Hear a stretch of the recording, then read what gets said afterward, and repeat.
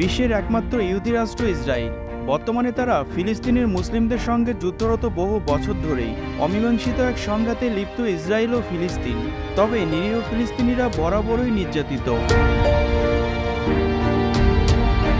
আন্তর্জাতিক বিভিন্ন গণমাধ্যম এবং বিশ্ব রাজনীতির ইতিহাস ঘাটলে দেখা যায় 1920 থেকে 1940 সালের মধ্যে ইউরোপ থেকে দলে দলে ইহুদিরা ফিলিস্তিনে যেতে শুরু করেন। ইউরোপে ইহুদি নিপীড়ন এবং দ্বিতীয় বিশ্বযুদ্ধের ভয়ঙ্কর ইহুদি নিধনযজ্ঞের পর সেখান থেকে পালিয়ে তারা নতুন এক মাতৃভূমির স্বপ্ন দেখছিল। আর সেই স্বপ্ন ফিলিস্তিনের ভূখণ্ড দখলের মধ্য দিয়েই বাস্তবে রূপ দেয় তারা।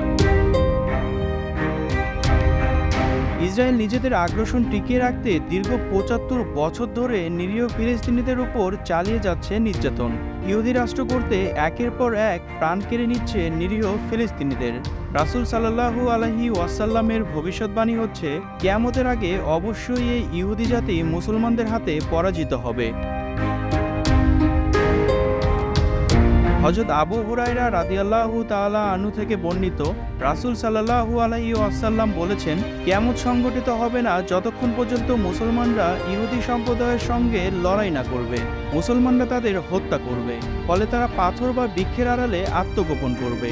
তখন পাথর বা গাছ বলবে, হে মুসলিম, হে আল্লাহর বান্দা, এই তো ইহুদিরা আমার পশ্চাতে, এসো তাকে হত্যা করো। কিন্তু গারগাদ গাছ এ কথা বলবে না, কারণ এ হচ্ছে ইহুদিদের গাছ।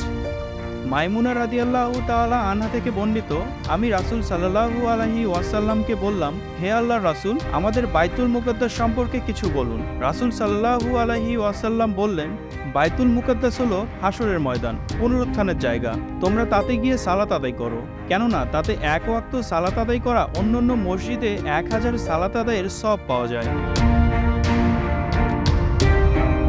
আল্লাহ রাব্বুল আলামিন বলেন, হে আমার সম্প্রদায়, আল্লাহ তোমাদের জন্য যে পবিত্র ভূমি নির্দিষ্ট করেছেন তাতে তোমরা প্রবেশ করো এবং পিছপা হইও না, হলে তোমরা ক্ষতিগ্রস্ত হবে। আল আকসা মসজিদটি মসজিদুল আকসা বা বাইতুল মুকাদ্দাস নামে পরিচিত মুসলিমদের কাছে।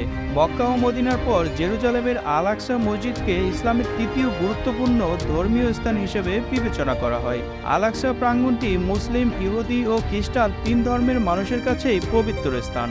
যুগ যুগ ধরে এই এলাকা ঘিরে চলছে বিবাদ। বলা যায় ঐতিহাসিকভাবে এটি বিবাদের ইস্যু।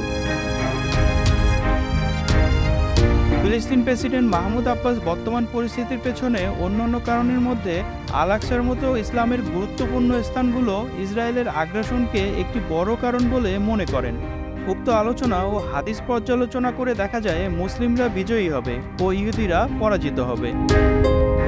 রাকিবুজ্জামান, দেশ টিভি।